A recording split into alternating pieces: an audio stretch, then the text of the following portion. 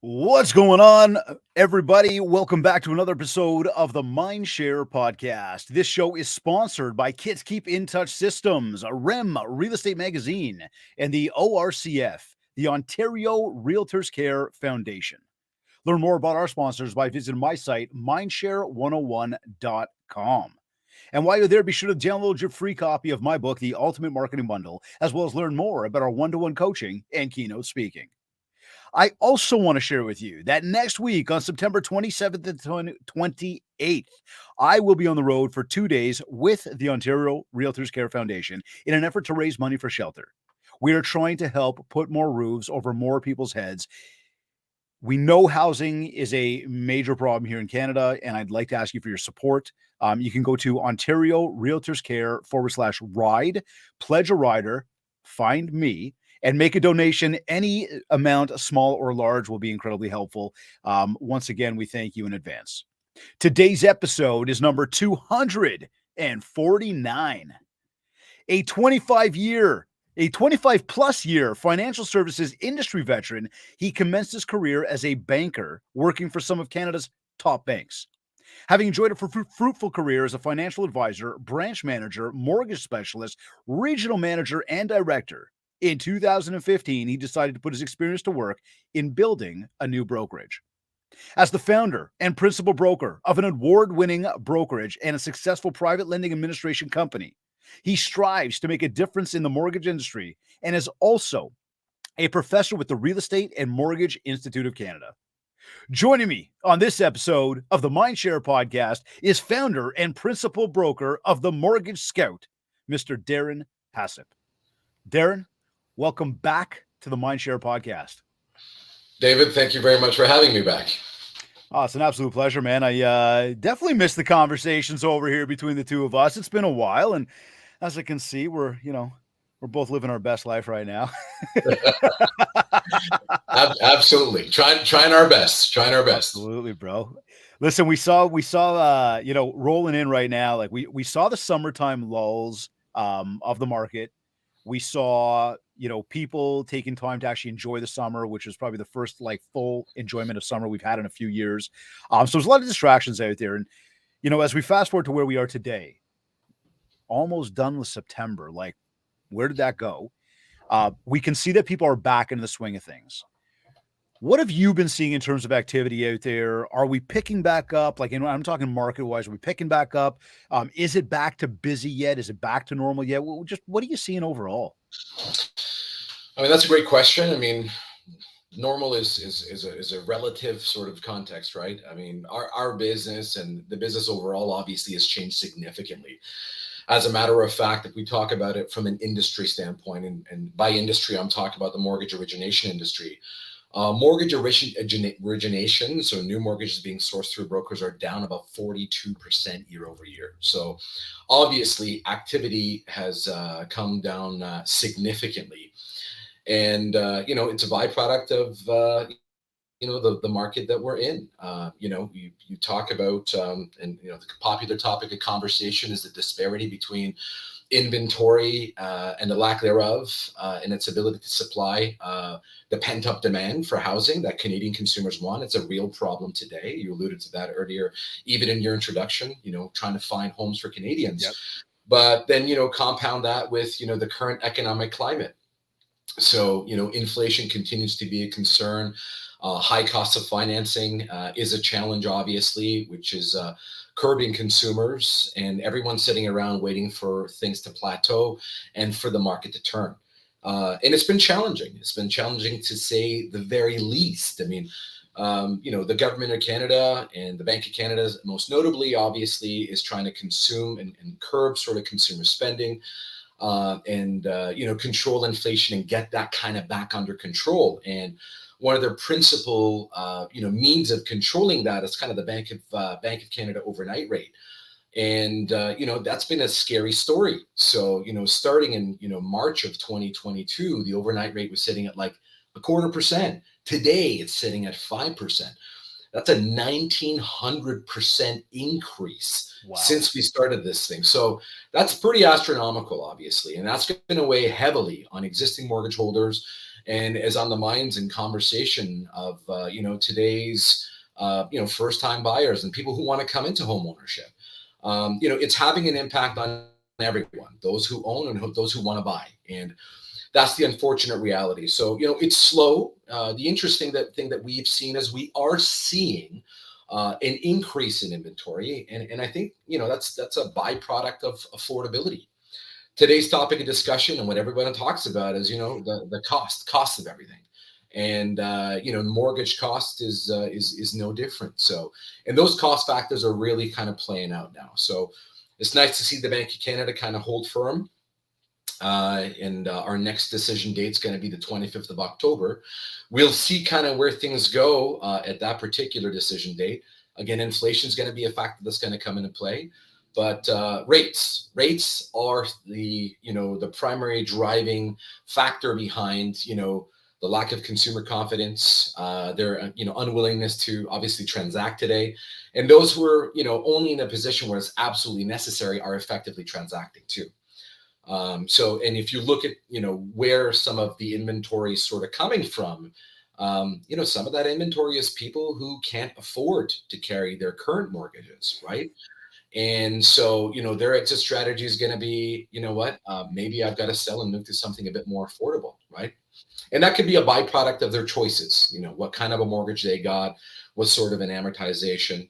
And everyone's all, concerned. What's going to happen in the market? Will I lose my home? That's kind of the really big question these days.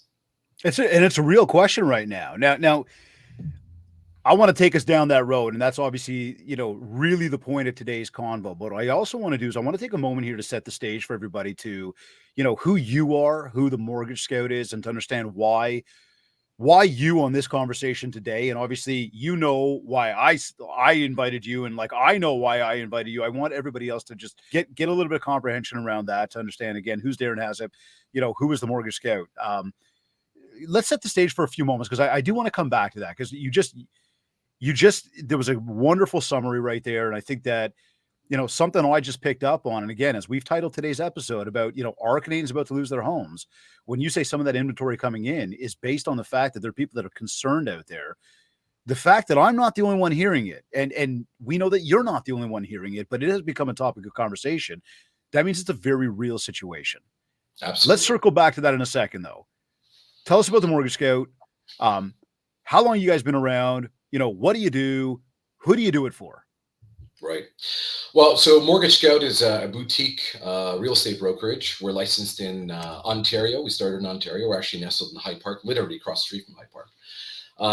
So we've got 24 licensed agents servicing basically the residents of Ontario. We're also licensed in BC and looking to also expand our horizons and move to another province in the near future as well.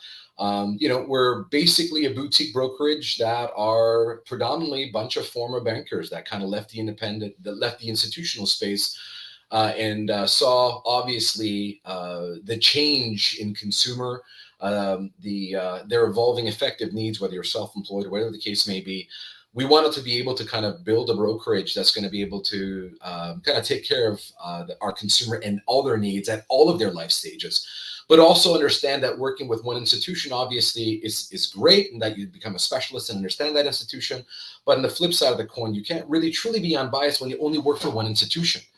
So what we wanted to do is, be able to take care of everybody, not just, the customers that fit into that, pigeonhole of that particular one financial institution and their suite of products, but truly be able to help people through everything, whether that's going to be, the highs of, peak income earning and great down payments and being able to find them the best possible deals to the difficult times of today. When your typical conventional institution can't help you and you need to be able to get yourself out of a tough situation, you need to have solutions. And, part of, why we decided, we need to make this change and come into the independent brokerage space is that we realized that sometimes bad things happen to good people. And we need to be able to make sure that we're there for them. So as an independent mortgage brokerage, we're not tied to any one specific institution. We have over 50 lenders at our disposal. And by being able to do that, we can help people through both the good times and the bad times as well. Because you know what? Unfortunately, life doesn't stop, and tough times are happen. We're in tough circumstances today, and being an independent institution, or being independent of a specific institution, and being an independent brokerage gives us the flexibility and the autonomy to be able to pivot and help people at every stage of effectively their lives. So that's who we are. We moved into the independent space in 2015. We had some great success in our transition and attracting good quality talent, people who are, they're not just fogging up mirrors. They're people who have come, financial institution space. They have a good background as far as lending and mortgage origination is concerned. That translates into a better quality experience for our consumers as well. That's a big deal. We take care of our customers first. Everything else comes second. And fortunately, kind of since we've come into the space, we've in our first couple of years, we're finalists for new mortgage brokerage of the year. 2 years ago, we were actually recognized as the #1 mortgage brokerage servicing Ontario. That was in 2022. In 2023, we were finalists for mortgage brokerage of the year as well. So it's not a size factor. It's not about being the biggest brokerage. It's about giving great advice, servicing our agents, helping them in their process, and be educated and bring a better quality experience to the consumer, but putting the customer first. And I mean, that's really what's been a significant contributor to our success. Our customers kind of got us here, and we're going to stick to that mindset as we go forward. Hey, man, we both know that that's at the end of the day, that's what it's all about, right? It comes down to customer experience. I was just, funny enough, I just went through that with a particular company that there was actually 2 really awesome customer experiences that I just went through with 2 fairly big companies. And I was pretty blown away by the fact that they actually took the time to care, because we don't see that a lot these days. And so I would really double down with you on that to say that, focusing on the client, focusing on what's going on, the people that we're dealing with and how we can help them. That's where we win. And it does not shock me nor surprise me that you guys are winning awards. The crew that you guys have over there. And when you say 2015, I'm like, has it been that long already? It feels like just yesterday, man. But it doesn't surprise me with the folks that you guys have over there. Now, I also want to clarify, as you started to say that when I asked you who, you mentioned we are a real estate brokerage. Real estate or mortgage brokerage? Oh, you know what? My apologies. We are definitely not a real estate brokerage. I figured as much. I knew that. I'm kind of like, wait, let me catch that, because I'm saying the word real estate so much that probably just happened. But just wanted to throw that out there for everybody who's like, because there's going to be a lot of people that start to listen to this and go, I want to go. I want that guy to be my real estate broker. I want to move to his office. We got to just let people know, hey, listen, use him for your mortgages. Mortgage Scout. That is what we do. There you go, dude. Mortgage. We do have a sister company that's a mortgage administration division for customers that are looking to, or investors that are looking to invest in mortgages. That's a sister division. But no, mortgages, that's what we do. We are not a real estate brokerage. So I think maybe all the real estate talk kind of got us there. But no, that's exactly where I was going. So I thought I'd throw that out there. But you've been doing this, look, I met you years ago when you were, with some of the big banks and doing some very high level stuff with those guys. And I know I was super excited when you started to open up Mortgage Scout and the brand and the office. I mean, everything just, it's awesome. You're a business owner at the end of the day. And absolutely. You've got a family, you're a husband, a father. There's a lot going on. What, as we're talking to business owners, as we're talking to realtors and mortgage brokers right now, we're talking to entrepreneurs right now, just curious, because we all have, and especially if you're running per se a small business, what does the typical day in a life of you look like when it comes from just running you to make you tick, to make all this happen? Because we talk about tough times, we talk about resiliency. Obviously, we run a business. We've got all these other responsibilities. How do you keep yourself going on a regular, no matter what's going on out there? That's a great question, Dave. I mean, we're not, too far apart from each other as far as making sure that, you're always going to go. And as a small business person, it's not like working for a major corporation where you have a boss to report to who's going to be sitting there holding you accountable to things. As the business leader, you kind of have to be accountable to yourself. So that's kind of a big deal. So I think one of the things, about success, you can tell a lot about people by the friends they keep and the books they read, right? Staying sharp is a big deal. So you know what, surrounding yourself with like-minded individuals, successful individuals such as yourselves, having discussions like this obviously are contributing factors.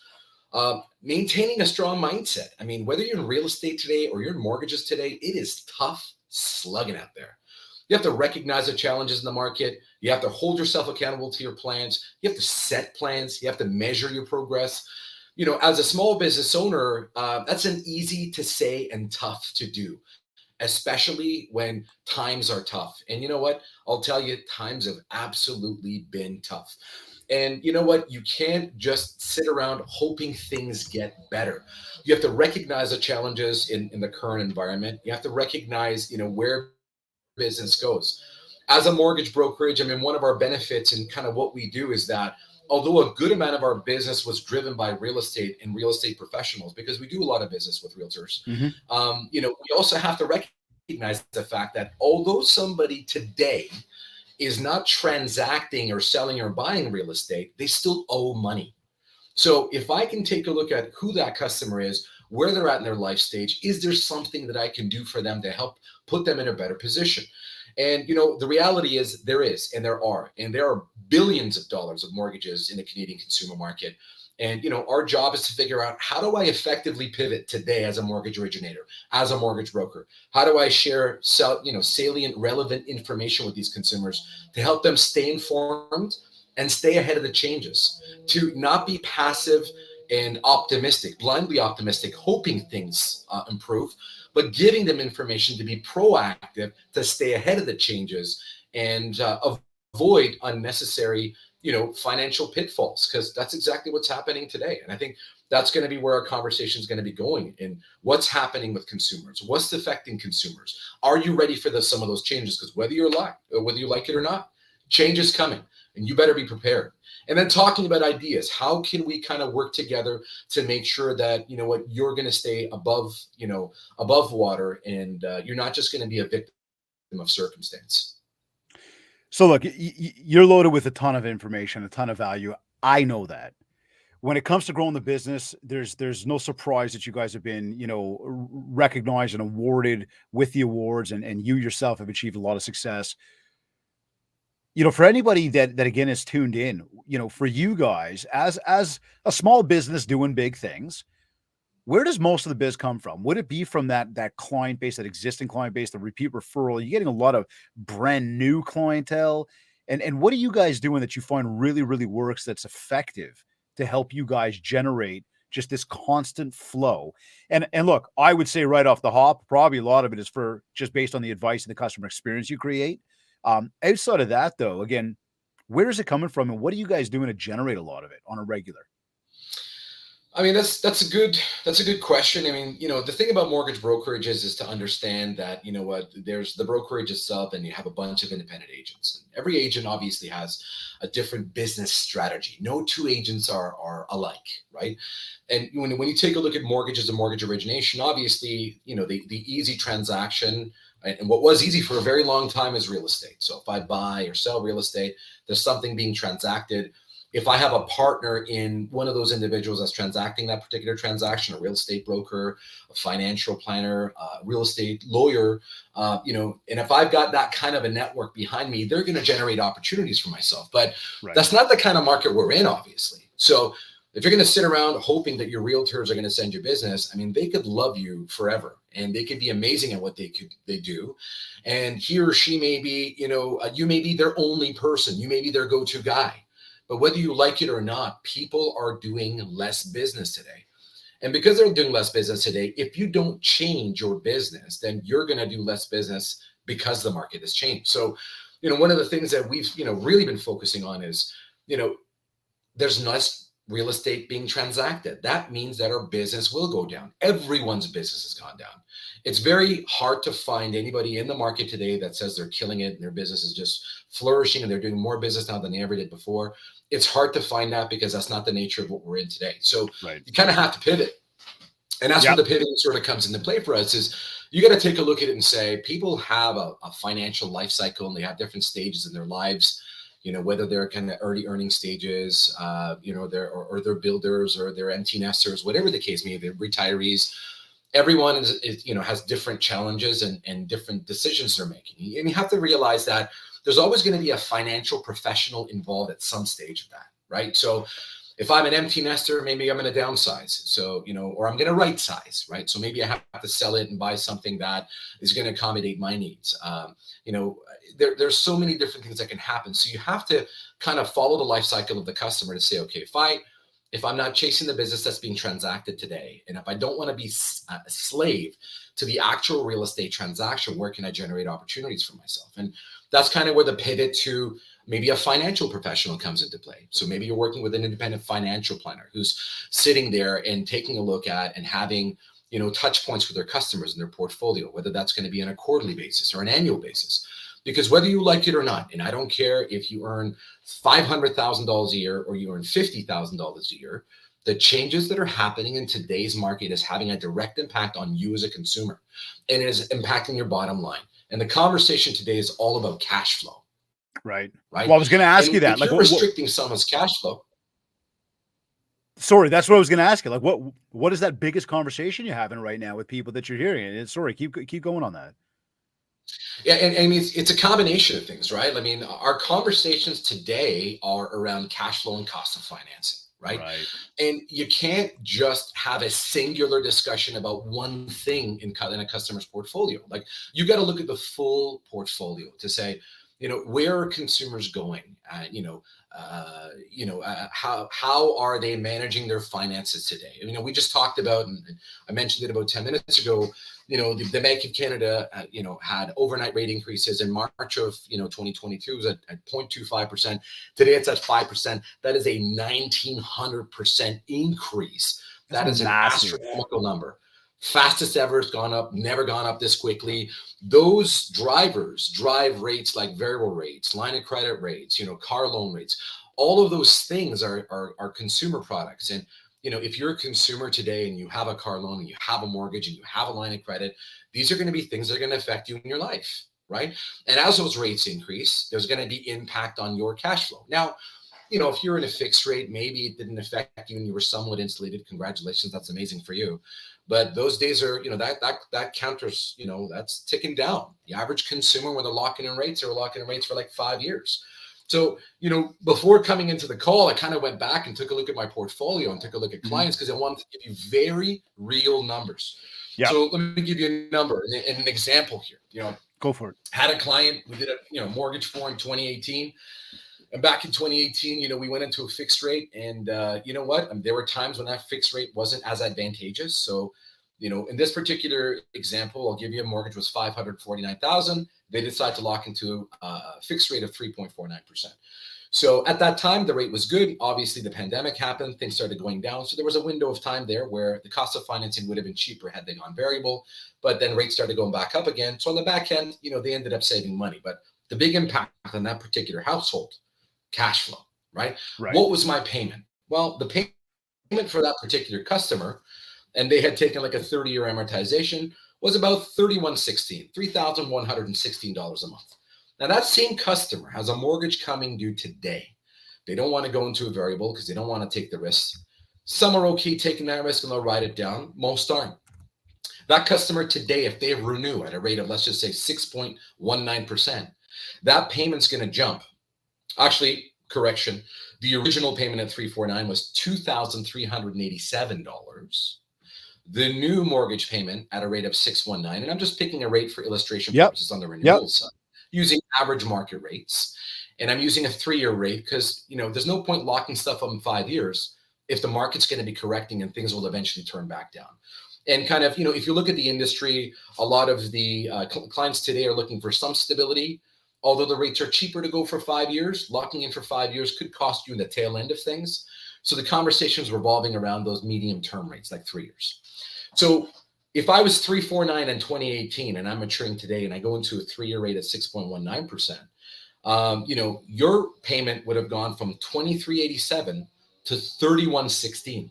That's an increase of $729 a month. That's a 31% increase in payment. Now, if I'm a household That's on fixed income.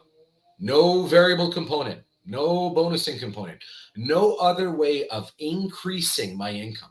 Where's that money going to come from? Right? There's the If you, question that I've had the whole way through. and that's a big Where, deal. but where, okay. So here we go. So that's what consumers are dealing with today. And that was a 2018 illustration, right? So all of those customers that were in fixed rates that are coming out of these fixed rates now, they're going into whatever their choice may be, fixed or variable. They're going to renew at a significantly higher rate. Right. Okay. So hold on then. Right now, if I said to you, what about the idea of fixed versus variable in today's current climate? Is there one that is better than the other? What would you say to anybody wondering, or is this completely situational? It is. You got to take a look at everybody on a case by case basis, because someone may say, historically, I've always financed my mortgage on a variable rate basis, and you know what? I've saved a ton of money when rates were low. Yeah, it came up, but I'm also not paying my mortgage off in 5 years. I'm going to take 20 years to pay my mortgage off. And historically speaking, I'll average out, right? And we're not at a plateau just yet as far as the BOC and the overnight rate is concerned. So, what do you mean a plateau? Like we have it. So are you suggesting we're seeing more rate hikes? We may still, the Bank of Canada is still being very hawkish. They're not saying it's over. We've had 2 consecutive Bank of Canada, decisions where they've held the Bank of Canada rates of the overnight lending rates of the banks at 5%, effectively leaving, prime at, 7.2%. Having said that, when you take a look at, so if I'm in a renew now and I want to go into a variable, I can renew in a variable right now, but they're very well. And a lot of economists are saying we could be at a plateau, but the Bank of Canada and the governor of the Bank of Canada is being hawkish, and they don't want people to be overly optimistic and then kind of just jump and come back into the market and then just kind of undo what they've been trying to do for the last 18, 19 months, right? So what is it that they've been trying to do? There's the big question though. What have they been trying to do? Just quiet this thing down a little bit, quiet down the spending, because I gotta say, like, there are appearances there that they are looking to literally just crash the market. Well, they got to curb consumer spending. You know what? And that's the unfortunate reality, right? If people continue to spend and spend at the rate they're spending, obviously that's going to continue driving prices higher on all fronts. Okay, but hold on a second, Deren. Let me throw this out there. And I love this. This is why I love having this conversation with you. Jennifer went to go buy Taylor Swift tickets for Leah for her birthday. Okay. We went to get Taylor Swift tickets. This is not even floor seats.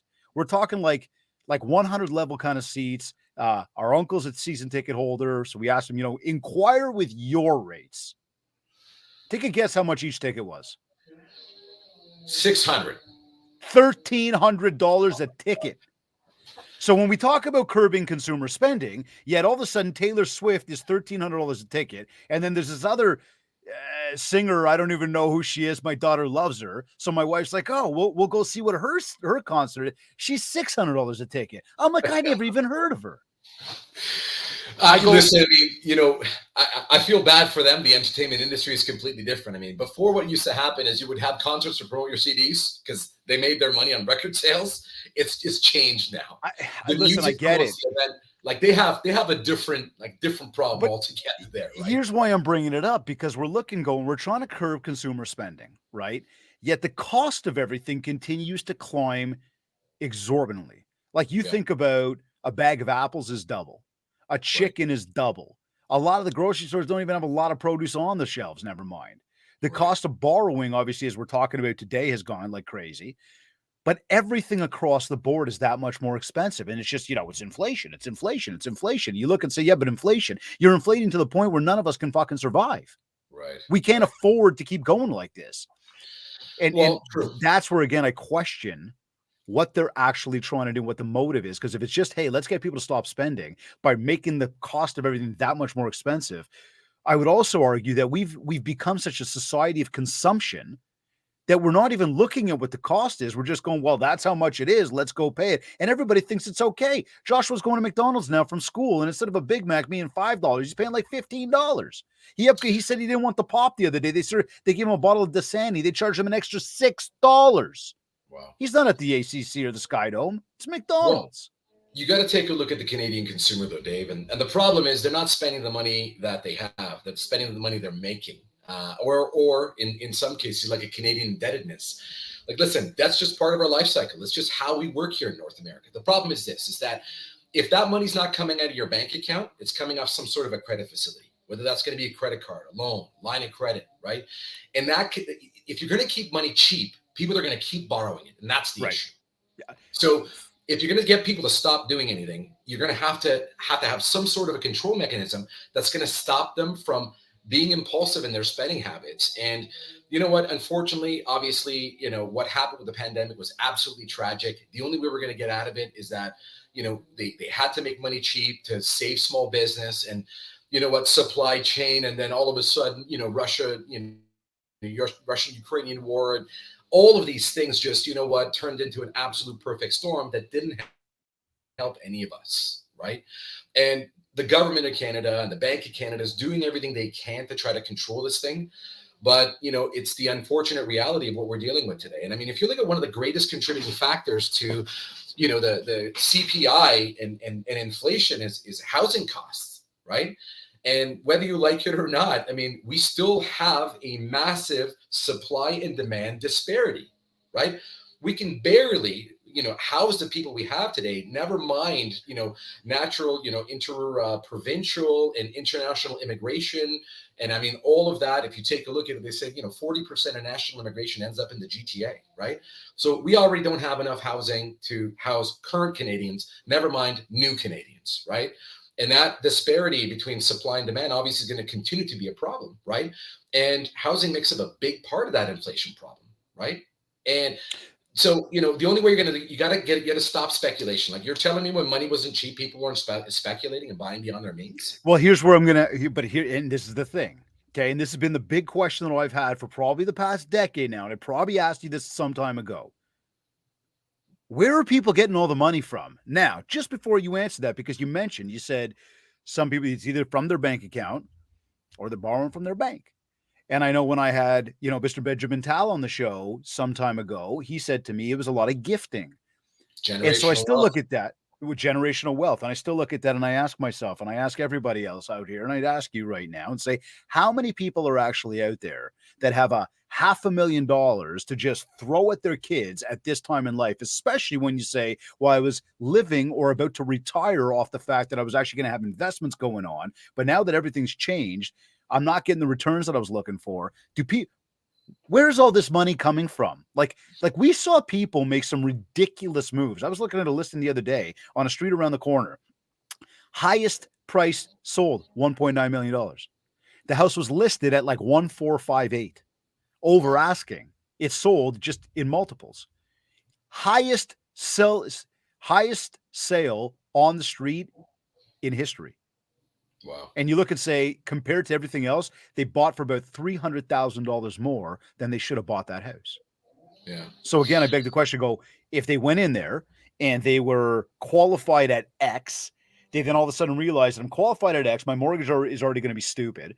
Then it's like, oh my God, I'm about to lose the house. Let's go and offer over asking. Well, we need more money, bank or whoever gives them more money. Now people are spending to dollars that they can't afford. Like you said, their payments are going up like crazy. I still beg the question, where did the money come from? Well, I mean, you're going to have, there's a lot of wealth in real estate. I mean, that's just the reality, right? And if you take a look at, I think what probably fueled a lot of this, because this money was cheap before as well, too, is that, money makes money. That's the bottom line. And you're going to have, obviously, generationally, some customers that have done well, that have a balanced portfolio. They've got liquid assets. They've got real estate.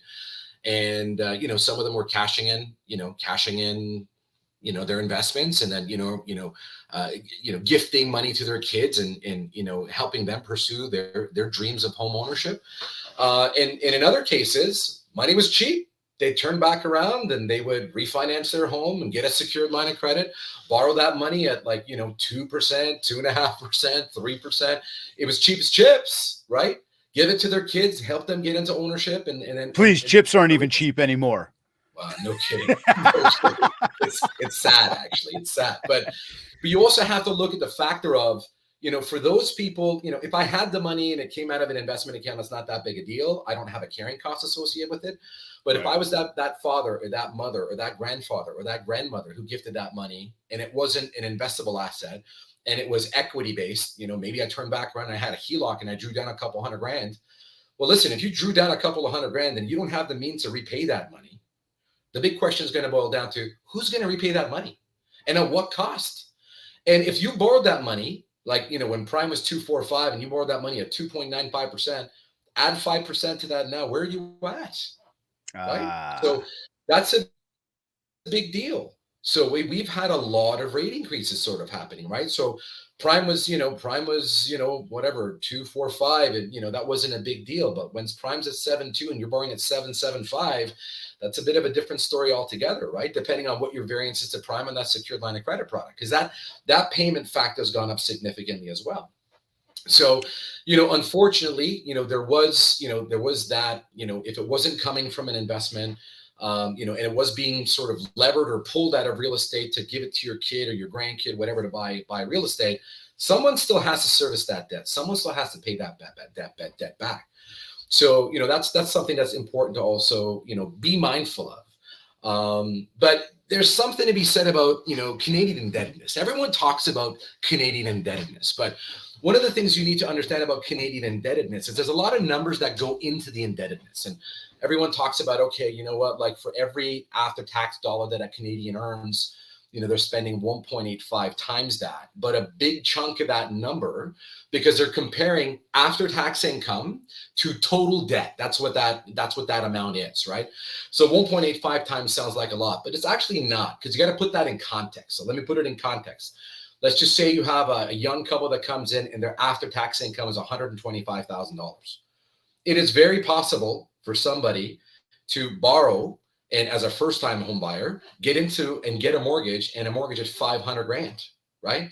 So if I have a $500,000 mortgage and my after-tax income is $125,000, that's 4 to 1, not 1.85 to 1, but that's the nature of the life cycle. If I'm in my 50s and my mortgage is $50,000 and I'm making whatever $250,000, that fracture is maybe like 0.2, not 1.85, not 5. So life stages sort of have to come into consideration as well, because although the indebtedness looks significant, there is an asset there as well.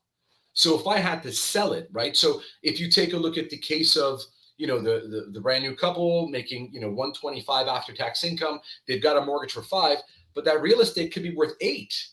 There could be $300,000 of equity in that property. So that indebtedness could be significantly reduced. So it's important to understand when you're talking about Canadian indebtedness, right? What are we talking about, right? The biggest things I'd be more concerned about, consumer debt. You know what I mean? Car loans, credit cards, lines of credit, consolidation loans, those frivolous spending. Those are the things I'm more concerned about. Right, but all of that adds up. Concerned about. All of that adds up. It compounds together to say at the end of the month, I got to pay for that, right? And I would also say that if we're sitting here and we say, brand new family takes in, $500,000 mortgage in the city of Toronto, you're not buying a house. You've got to be making a minimum of what, $75,000 as an individual income just to like try to afford. Household that's trying to buy an average price right now, for a $500,000 mortgage. Hey? No, here's the funny thing. So you want to talk about erosion of your purchasing power. When rates were low, the simple rule of thumb used to be take your income multiplied by 5. That's your maximum mortgage you can afford. So if I made $100,000, right, I could afford like I could afford like a $500,000 mortgage. Today, that number is like 3.5 to 3.8 times your income. So if I made $100,000, I can borrow maybe a mortgage of about $380,000. That's my point. You can't even afford to buy a house in the city of Toronto anymore. Right. And then when you do, you're so over. And this is the thing that's getting me, right? Is that when we go backwards in time, and that's where today came from. When we go backwards in time a few years back and we saw the prices start to really climb 2017, 2018. And then we got into the whole thing of, the pandemic happened. And now all of a sudden we have this fire sale and everybody's going, oh my God, money's cheap. Everybody's moving. I'm going to move too. And we had a sheeple mentality. And this is where everybody went and spent over asking. Now we saw it happening prior to pandemic. We then saw it actually get compounded even I'd say worse when the pandemic happened, because people started going crazy to try to spend and move and do whatever. And we know that money was cheap at the time. And so again, when we look at it now, we say, I would ask you and say, what does the real estate landscape look like over the next 1 to 3 years with all of these renewals coming up, taking into consideration everything we talked about today with regards to the fact that money is not as cheap as it was. The mortgage rate you took 3 years ago, which you're up for renewal coming up in the next 1 to 3 years on, whether you took a 3, a 5, whatever it is, it's going to be at a higher rate. These people are going to have more cash flow to be able to spend monthly. Are Canadians about to lose their houses? I mean, are there some people at risk? 100%. I think you got to keep things in context, though, right? So when I talk about that customer that I talked about in 2018 who bought a home, took a mortgage for $549,000, right? And they're going to have this sticker shock of their payment going up by 30% when that thing comes up for renewal. That's huge. That is huge. It is. Again, that's also assuming that they only made their minimum payment. They didn't do prepayments or, increase their payment frequency or take advantage of some of the features that are given to you in a mortgage. But hey, and forgive me to cut you. I'm sorry to interrupt you. I'm just going to say, I'm going to go out and go worst case scenario. People did not increase payments. They did not make any balloon payments. Why? Because there's not the extra cash to be able to do so, because things are too expensive. True, but here's what you need to understand about that particular buyer. That particular buyer, when this mortgage comes up for renewal, is going to have options. Why? Because the underlying asset appreciated in value. So if I took that customer, but I'm saying 5 years ago. Okay. If I bought 5 years ago, yeah, and I'm renewing today, I have a ton of equity. Here's the thing. No one's going to walk away from money they have. Like, I'm not going to go let the bank sell my home if I've got stake in the game.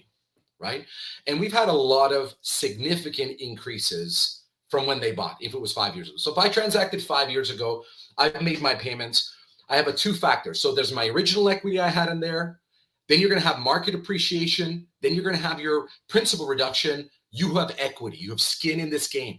You're not going to let your mortgage default. And if you fall on hard times, you're going to turn back around and sell it before your credit goes bad, because you're going to keep your equity and you may downsize. But we also know that if you do sell today, maybe compared to 2018, you might still be up a little bit. It's all subjective, because again, if you're not moving, it doesn't really matter what that price went up and down and everything else, right? But so maybe versus 2018, you're still up. I'm not worried about the 2018s, to be honest with you. Who I'm worried about are the marginal, okay?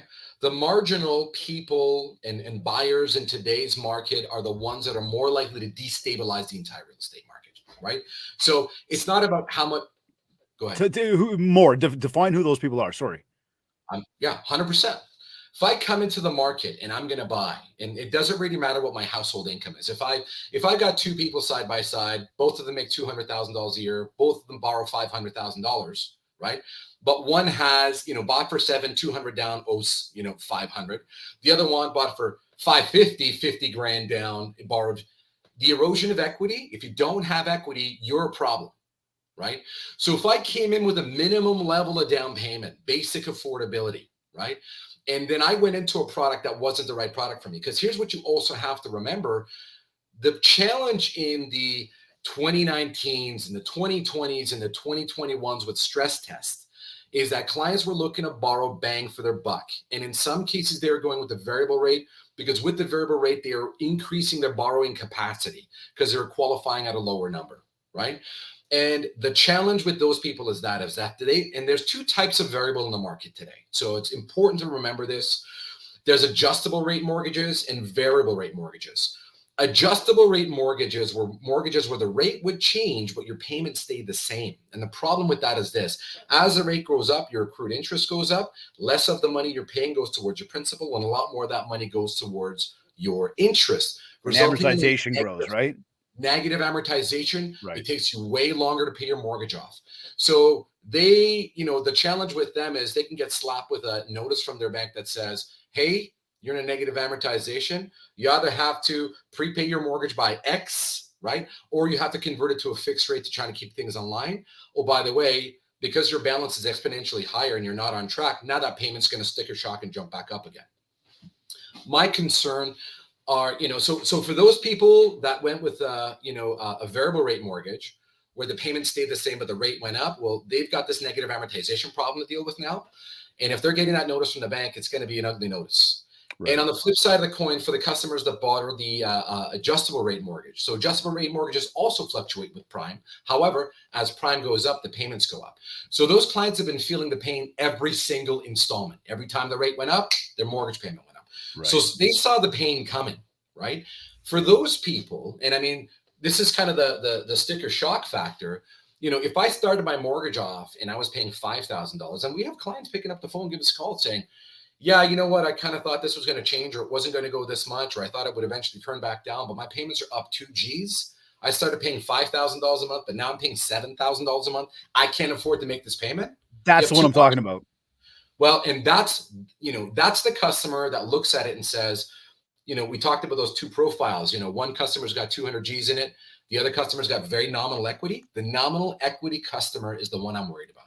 Because if I came in to buy property and I bought with very little down payment and I got default insurance, part of my equity got completely eroded my default insurance cost. And if I go to sell that property, even if I sold it at the exact same value, I got to pay someone to sell my home. That's going to cost me 5 points. So what happens then? Well, here's what's going to happen. If the mortgage is default insured, you can't sell your property because you don't have equity, but you also can't afford the payment. You go into default. The lender calls to try to work out some sort of an arrangement. If you're lucky, you'll work out some sort of an arrangement or deferral. If you can't come to some sort of an understanding, that lender is going to sell your home. If that lender sells your home and can't recover their position, they're going to put a claim against a default insurer. So CMHC, Sagan, Canada Guarantee. That default insurer will cover the lender against loss. But you know what's going to happen with that loss with that default insurer? It's going to go after that borrower. Right. That's so now, my point. Yeah. And they're more likely to destabilize the market. So, I mean, you know, the problem isn't people from 5 years ago, right? The problem is with people who transacted recently and, you know. What's recently? Sorry, define recently. The past 1 to 3? I'd say the last 1 to 3 for sure. Yeah, okay, but I'm with you. The ones that are probably more prone to the pain are the ones that went variable. Because the ones that went variable are the ones that are really in a bit of a predicament here. So if you've got nominal equity, you're stressed on cash, and you have no other options, you're done. My client who bought 5 years ago, now mortgage matures today, I could sell it, and I'm already ahead of the game. Even with a correction, I'm still going to walk away with profit, even after paying my real estate commissions. Because you know what? Do the math, go back at stats, you're ahead of the game. Where I'm concerned about, and that's not the only option for that person maturing in 5 years, because guess what? I could refinance that mortgage. I could turn back around because the property is appreciated in value. I could maybe go back up to a 30-year amortization, even though the rates are lower, and get you a lower payment. So if cash flow is your problem, I could potentially solve that problem too.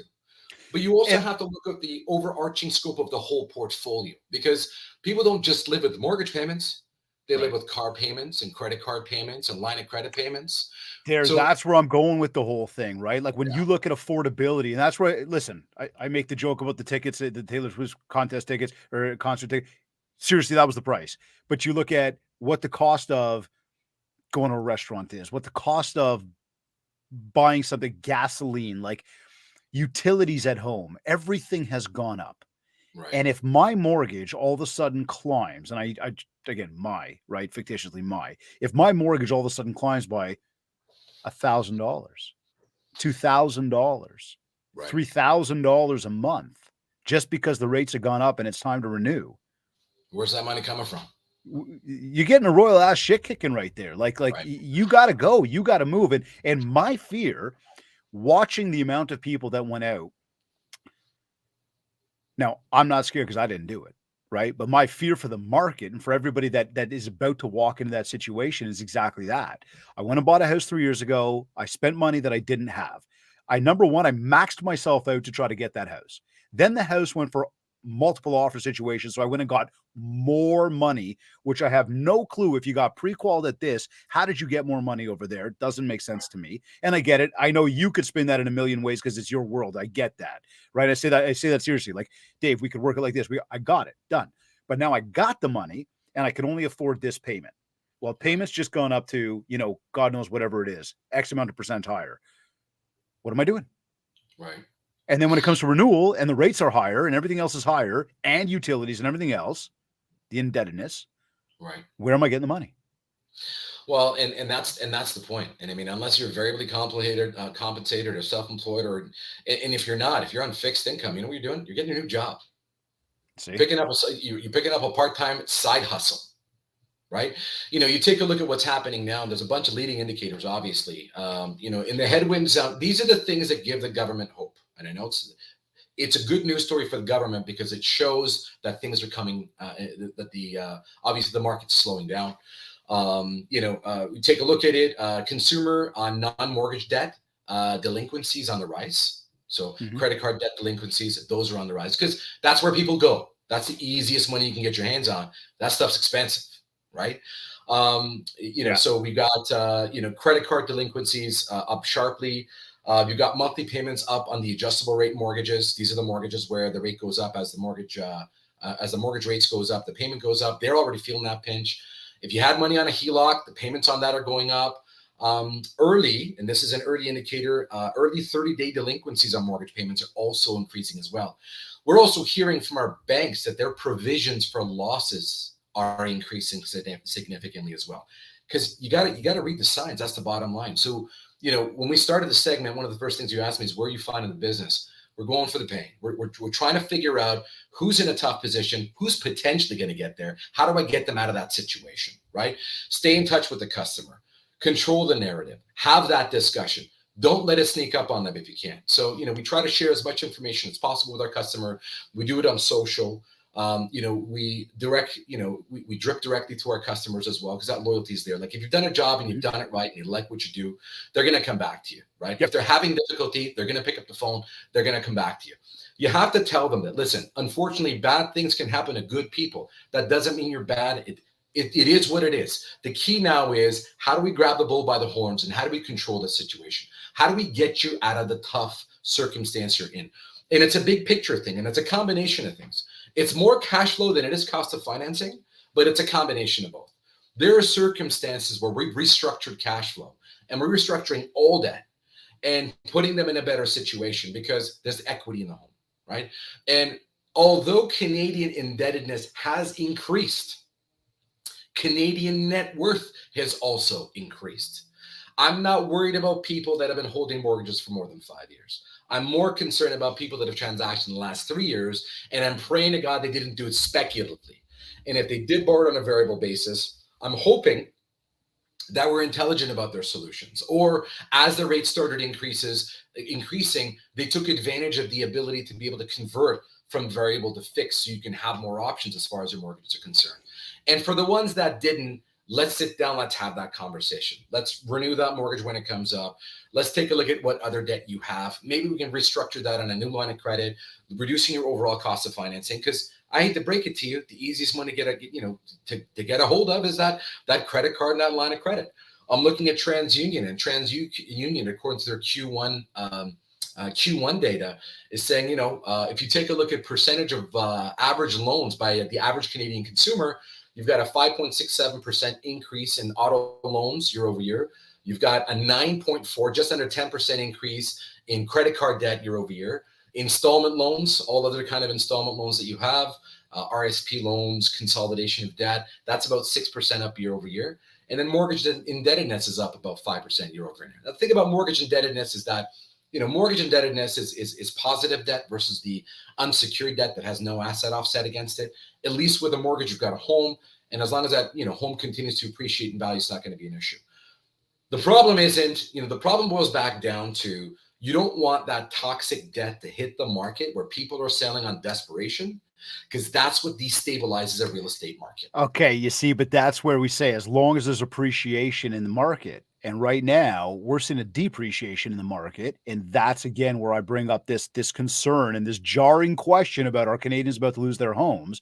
Because and I'm with you. If you've had that mortgage longer than 5 years, you're probably fine. Right. You got into this thing in the past 1 to 3 years, you're into a tornado, maybe a whirlwind of figuring out what's happening. And as you do see the rates go up and the payments go up, but you see the value of that asset come down, there is going to come a breaking point for people that they do need to get rid of those houses. They do need to sell as a fire sale. And I really love the point. I want to reemphasize that for everybody. And I'm hoping that you all just caught what Deren said about, go out there and educate. Okay, because that's why I asked you that as well. Where's most of the biz coming from? And part of that was just in essence to share with everybody that at the end of the day, all of our business comes from the people that we know, like, and trust. Sure, there's this big wide world out there of people we don't know. The reality is, though, when you really break down your business, it's a lot of repeat customers. It's a lot of people you build relationships with. It's a lot of the time and the effort you put in to nurturing that, to turn it into something. And it also comes back from that perfect or that customer experience that you create for people. Do they trust you? Do they want your advice? And now, as people are calling, what do I do? What do I do? What do I do? There's going to be some people that just cannot afford to keep doing, and they are going to have to get out of their houses. And there is going to be what I look at as being some sort of fire sale. So I might ask you that then and say, what should people be considering right now? And I'm look, you got people that will not move from their houses right now because they've been in the mortgage longer than 5 years, and they're smart enough to go, you know what? I cannot go purchase something for less money. I'm going to be raising my mortgage rates. It doesn't make sense for me to make a move at this moment. But I also look ahead at the market and I think to myself, personally, we're walking into a buyer's market. I think we've already walked into a buyer's market. I think there's going to be a ton of opportunity on the horizon for people to buy real estate. And so as much as this sounds very doom and gloom about Canadians losing their homes, I do believe those that have been wise with their money and their cash flow and their borrowing should have an opportunity to actually pick up some nice real estate in the next 1 to 3 years. So Right. what do you think about that? What do you think people should be thinking in this kind of time frame right now as we talk about the negative and Right. sort of take that and spin that to shine a light on what the positive is and where the opportunities are? Well, I mean, that's a very good point. I mean, at the end of the day, you know what they say that more millionaires are made, in a recession and tough times than there Right? are. Listen, opportunities everywhere. There's no question about it. Here's what you need to understand about real estate. I mean, I don't need to tell you, you know better than I do. Fluctuations in value, real estate's like stock. You only have a loss if you sell it. It's a paper-based loss unless you have to. The Right. key to mitigating and getting people out of these tough positions is making sure they can just afford to keep the roof over their head. It's a cash flow problem. You got to solve their cash flow issues, restructure the finances, give them an affordable payment, buy them the time to get through this, because this is only a matter of time before we get through. However, to your point, those marginal that didn't do well, that bought on speculation, that overextended themselves are going to be in a desperate position where they're going to have to sell because they can't solve for cash flow. Will that create an opportunity for buyers? 100%. But it's going to take time for us to get there. Like, people are sitting here going, I hope we see a rate decrease. It's not happening this year. If you're sitting around thinking to yourself, rates are going down this year, it's not happening, right? We're looking Now, at bond sorry, Darren, yields. just to clarify, forgive me to interrupt. When you say this year, are we talking literally 2023? Or are we talking like when you say, No, is it the next 12 months? 2023, this calendar year, Okay. right? Yep. And if you listen to any economist, I mean, there's people that are far more informed and specialize in this. Like guys like Benjamin Tal that will tell you as well. I mean, there are so many uncontrollable factors that you just can't take into consideration in doing a prediction of this nature. But a lot of these guys and gals are saying, hey, listen, like we're not going to see anything happen at the end of Q2, early Q3 of next year, where we're going to start seeing maybe some, some downward rate decreases, but it gets worse before it gets better. So, the key right now is just try to help people through this, because at the end of the day, it doesn't matter what your house is worth today if you don't have to sell it. Just because your neighbor had to sell because they can't afford to keep the payment. If I had to transact today because they sold, and here's a reality, real estate value is a byproduct of immediate comparable sales, start market valuation, right? So if my buddy, the next door neighbor can't afford his mortgage payment, is under financial stress, has to sell his home, sells in desperation, sells it under value because he has to, does my value go down? On paper, sure. But if I'm not in the same financial constraint, then I don't have to transact. It only goes down if you have to sell. So you know Right. what? Tough it out. Because you know what? The thing about real estate is a long-term game. You're going to get burnt if you play it short-term. Yep. But you got to play within, obviously, your means. And over speculation, discretionary spending, robbing Peter to pay Paul, that's just not the way to do it, right? Pulling money off a credit card at 22 to 29% to make a mortgage. But that's where people are going, right? But, you're going to see a lot more people doing side work, picking up side hustles, right? Becoming that entrepreneurial, opening an Etsy store, whatever the case may be, because they're trying to figure out how they're going to make more money to stay ahead of things. Or in some cases, they've got a home and they're going to turn back around and, maybe turn that basement into a rental to get some supplemental income coming into the property. I was Like about there's to so say, I've many been other seeing more of ways. those too. You will, You've been seeing more of 100%. those, right? I'm But not worried about the equity rich. There's a lot of equity rich Canadians in Canada. Don't you forget that. So you what know, this boils down to is who will destabilize the market. I like the silver lining you just brought up though, okay? Because and I think that's important as well. We've covered off this, and when I say in a nutshell, time will pass. This time will pass. It will go away at some point. So can you stick it out? And this comes back to what you guys do with the Mortgage Scout and what your industry does and what our industry as real estate agents do. And it's about the advice, and it's about being there for your clients and be able to help them understand what is going on, help them find maybe the right advice, the right guidance that they require right now to get through these times. And that is probably the biggest message I can even deliver to everybody that's tuned in right now is exactly that. And just to again echo what you said a few minutes ago, open up those lines of communication, right? Find out where people are at. The same way you said, where's it going to come from? We're going to go find those people that are in those tough times right now. Hey, for every single person tuned into this right now, get in touch with everybody. The same advice that I gave you back during the pandemic. Don't call people trying to sell their house or help them buy something. Go figure out if they're okay. Figure out if they need help. Well, it's a very similar conversation right now. Hey, when was the last time you looked at your payments? Right. And if you just looked at them recently, did you have any sticker shock? Have you got any questions or anything I can help you with? Have you been thinking about the fact that it's getting ridiculously expensive? You're getting to the point of unaffordability. Have you gotten there? Some people are going to tell you no. Maybe a lot of people are going to tell you no. Some people will say, you know what? And because they trust you, they'll have that conversation with you. You know Right. what? Yeah, actually, we're having a little bit of a tough time, or we're getting worried. And this is where, again, having the right people in your corner, mortgage Makes a broker, difference. realtor, it You know makes a what? huge difference. So many people today are suffering in silence. And in Yes. some cases, they're embarrassed about their situation. You know what? There's nothing to be embarrassed about. Unfortunately, bad things happen to good people. Um, Being blindly optimistic, hoping things go away, hoping things improve, hope is not a controllable thing. When everything fails, you're going to sit there, hope and pray. You know what? That's not a financial strategy. Right. You've got to get a hold of your finances. You got to restructure them if necessary. You know what? You got to relook at your budget. There are ways to get out of that situation. Sitting around hoping it gets better, hoping it turns out, hoping the rates drop, that's just not going to work. So, you know what? I would say to you, find a professional that's going to help you get there. Get some unbiased advice. Get out there proactively. Don't wait for that mortgage to, come to renewal or mature.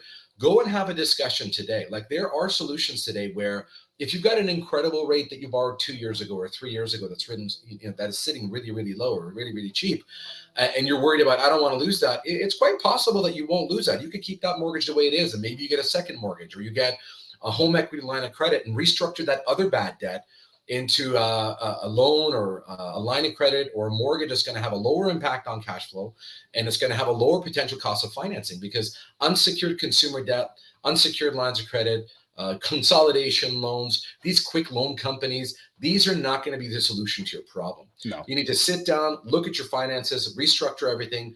Listen, don't let your pride get the best of you. Get out there, talk to professionals. They can help you get through these tough times. Because if you go and sell on desperation, the only person that's going to be losing is you. Yeah. Very well said, man. Very, very, very well said, Deren. I think insightful. Like, I mean, if I summarize this whole thing, yes, there's some people that will lose, and there's going to be a lot of people that will not. We are into difficult times right now. We are into times we haven't seen in quite some time here in the Canadian real estate landscape. And I would say and reassure everybody, and I know we've said it today, but what goes up must come down, and what goes down must go up. And when you are in real estate for long term, even if you've watched some of that subjective value disappear, you've got to look back to how much you're up if you got in this market, let's say pre 5 years ago. If you Right. got in the market, let's say, post 5 years ago, yeah, maybe things are a little bit different for you right now. And if you are feeling the pinch or you are starting to see it on the horizon for yourself, then the best thing you can do is seek out a professional, start to have that conversation with somebody you trust, and just put it out there. Like you said, be proactive about it. And much the same on the other side for everybody tuned in that is on the side of being a realtor, a mortgage broker, contact your contacts. Like, get in touch with that database of yours, call people, do it before somebody else does. Do it before that client of yours who entrusted you so much to help them get there, who is now in a pinch, starts to look at you in a negative, thinking, well, why didn't you advise me properly? And listen, we all know it's not just on you. It's not just on any of us. It is very much on the person making the decision, but it takes a team to make these things happen. And, the proper advice goes a long way for people. So, you want to be in that position and be that person. Go out there, make the contacts, figure out who needs some help right now or what questions they got. And you'll save a lot of relationships. You'll help a lot of people. And you'll also set the stage for yourself for the next number of years for what you may see as opportunities. 100%. 100%. End of the day for you. At the end of the day, this is just general day for you now. How do you know it's been a successful day for you? You know what? Besides, transacting and doing business itself, if you've made a difference in someone's life, when someone comes back to you and says, you know what, like, I appreciate what you've done. I appreciate, your approach to the business. I appreciate the fact that you're unbiased. Like, listen, we're not in it for the transaction. I'm not going to lie. That's essentially how we're compensated. We're in a relationship business. And I will tell you, I've had plenty of conversations with people where they were better off not refinancing or restructuring. Yep. There have been circumstances where we've said, you know what, do the renewal, do it this way, go back to the lender. That's honestly your best option. If you do right by people, people will do right by you. Just take care of the people. And, sometimes you don't really understand the gravity of what you've done for someone until the transaction's finished and they come back with either a Google review or a handwritten note. And they're like, I want you to understand the impact of what you did for me or what you did for us or the position you got us out of. And it's those heartwarming moments that give you a greater sense of purpose. I mean, listen, like you said, I've got a business and I've got staff and I've got children that I got to put through school and a mortgage that I got to pay. And, I have all the same trials and tribulations that every other consumer has as well. And money's nice, don't get me wrong. But when you have that fulfilling discussion, it gives you a greater sense of purpose. So for me, at the end of the day, when I've had that conversation with someone and I know I've sincerely made a difference, that's the icing on my cake. That's what really keeps me going. We are 249 episodes deep, everybody, and you've just heard it for the 249th time. Nobody talks about money when we talk about success. Everybody talks about helping others. I hope that is ringing right through from, between those ears. Deren, before we sign off today, one, where can people contact you guys with any questions? Contact you, find out more about the Mortgage Scout. And two, what final words would you like to share with everybody, again, just before we sign off? You know what? If you want to reach us, you're welcome to reach out to me directly. You can give me a shout at 416-528-7878 if you'd like to make phone calls. If not, you're always welcome to visit us online on our website at mortgagescout.ca. If you have any queries, you want to fire us a quick email, don't be afraid to just send me an email. It's Deren.Hasip at mortgagescout.ca. We're easy to find, easy to talk to. Biggest piece of advice I can give to anybody is please don't let your pride get the best of you. The last thing you need to do is suffer in silence. There's a lot of options for you out there. And, if you're going to make a decision, don't make a premature decision. Assess all your options. Have a conversation with an individual. It doesn't necessarily need to be myself. I would love to help you. I welcome your calls, but don't suffer in silence. There's a lot of options out there. Institutions are trying to do what they can to help you, but the last thing you want to do is sell out of desperations, and don't let it get to that point. Pick up the phone, have the conversation, and this too shall pass. Absolutely amazing, my friend. Mr. Deren Hasip, everybody, principal broker and founder of the Mortgage Scout. It's been an absolute honor having you on today. The value I put on you and the knowledge that you bring, and obviously the friendship we've got. But I really, really appreciate you taking the time today to for myself, for the show, for all the listeners out there, to educate everybody about what's going on. I knew when it came to having a real conversation like this, you were the man for it. So I thank you very, very much for the time, dude. I appreciate it. It's always a pleasure. These conversations are never short. And everybody needs to know that if we don't cut ourselves off, we could be here for hours, and this may turn into a marathon. So, with all that Exactly. being said, Deren, thank you once again. Thanks, Dave. You are either listening to this on one of your favorite podcast platforms, or maybe you went to my website, mindshare101.com. While you're there, be sure to download your free copy of the Ultimate Marketing Bundle, our 31-page ebook, including your free 90-day social media content calendar to help you build more mindshare so that you can get more market share. A reminder as well that if you want to talk about personalized one-to-one coaching, an in-person keynote talk for your upcoming event, and or ongoing virtual training, just get in touch with my team. We'll set up a consultation call, learn more of what you're looking to achieve and how we are going to help you do just that. For all inquiries, just get in touch with us today. Also, don't forget to leave a review at www.ratethispodcast.com/mindshare101. Big 5 stars, nice little review. Tell us how much you love the show, love our guests. We'd be super grateful. Everybody's always looking for reviews. We love reviews too, but it lets us know that people are actually listening. And quite frankly, for everybody that does it, I can't thank you enough. It really does put a smile on all of our faces over here at the Mindshare 101 team. I do want to remind you as well that if we haven't yet, let's connect on Facebook at Mindshare 101 and on Instagram at David Greenspan 101. I do want to take a moment to thank our sponsors, Kits Keep in Touch Systems, REM Magazine, and the Ontario Realtors Care Foundation for sponsoring this episode of the Mindshare podcast.